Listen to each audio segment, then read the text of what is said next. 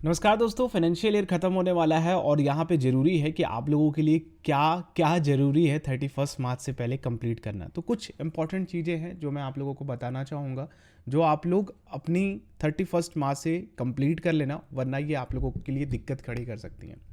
तो सबसे पहली चीज़ है वो ये है कि आप लोग अपने एडवांस टैक्सेस को पे कर लेना। अगर आप लोगों को लगता है कि आप लोगों की इनकम 5 लाख से ऊपर है, या फिर अगर आप लोगों को ये लगता है कि आपने पिछले 3 महीने यानी क्वार्टर में 5 लाख से ज़्यादा की इनकम की है, या फिर आप लोगों को लगता है कि आप टैक्स लायबल बन सकते हो, तो आप वहाँ पे एडवांस टैक्स पे कर दो। वरना अलग अलग इनकम स्लैब में अगर आते हो तो वहाँ पे आप लोगों के एडवांस टैक्स के चार्जेस अलग अलग हैं।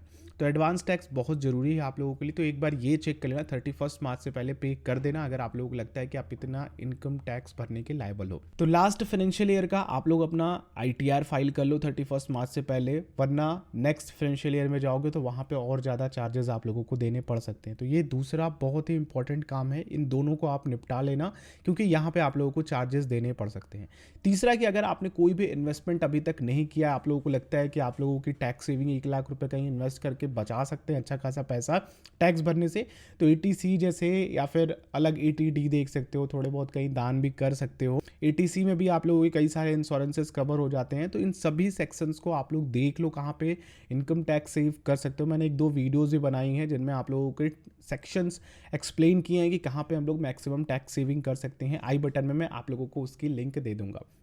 दूसरी चीज़ कि आप लोग फॉर्म 12B भी ज़रूर भरना अगर आप एम्प्लॉई हो। इसमें होता क्या है कि आप लोग अगर 31 मार्च से पहले भर देते हो तो आप लोगों की जो भी टैक्स सेविंग इन्वेस्टमेंट्स किए हुए हो इससे पहले, ठीक है, तो वो उस पर आप लोगों को छूट लेने के लिए अपने एम्प्लॉयर को पता पड़ जाता है कि हाँ चलो आपने यहाँ यहाँ इन्वेस्टमेंट किया हुआ है, तो वो आप लोगों के इनकम जो भी हुई हैं उन पे आप लोगों के टैक्स रिबेट दिला देता है। तो 12BB फॉर्म लेकर के अपने एम्प्लॉयर के पास सबमिट कर दो। और सबसे ज़रूरी चीज़ कि कई बार लोग अपने आधार और पैन को लिंक नहीं करे होते हैं, खास करके जिनकी अभी अभी जॉब लगी है, या फिर ऐसे लोग हैं जो स्टिल काफ़ी समय से फर्स्ट टाइम अपना इनकम टैक्स रिटर्न फाइल कर रहे हैं।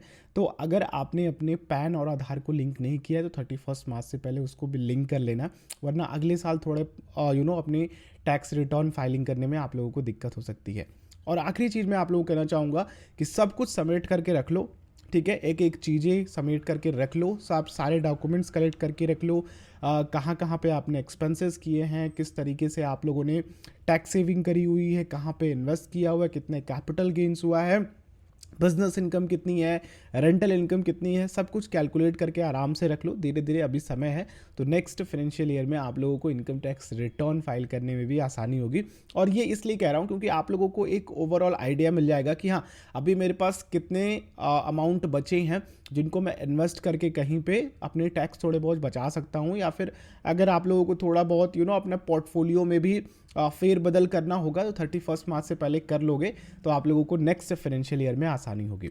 और एक चीज़ और मैं बताना चाहूँगा, इंश्योरेंसेस पे जो टैक्स छूट मिलती थी वो अगले साल से नहीं मिलेगी। तो अगर आप लोगों की प्रीमियम्स वगैरह हैं, अगर आप लोगों की 5 लाख तक के प्रीमियम्स वगैरह कहीं से भी आप लोगों का है वहाँ पे, तो आप लोग उसको अभी 31 मार्च से पहले ही भर लेना, जिससे कि अभी आप लोग उस पर टैक्स रिबेट ले सकते हो, वरना अगले साल से उन पे आप लोगों को टैक्स रिबेट्स नहीं मिलेंगे अगर आप लोगों का 5 लाख से ऊपर का है। तो आई होप ये वीडियो आप लोगों के लिए हेल्पफुल रही होगी। इस वीडियो को दूसरों तक शेयर करो। 31 मार्च से पहले इन चीज़ों को निपटाना बहुत ज़रूरी है। चैनल पे नए हो सब्सक्राइब कर लेना, इस तरह की वीडियोज़ आप लोगों तक आती रहेंगी। हम लोग नेक्स्ट वीडियो मिलते हैं। आप लोगों के दिन शुभ हो। जय हिंद।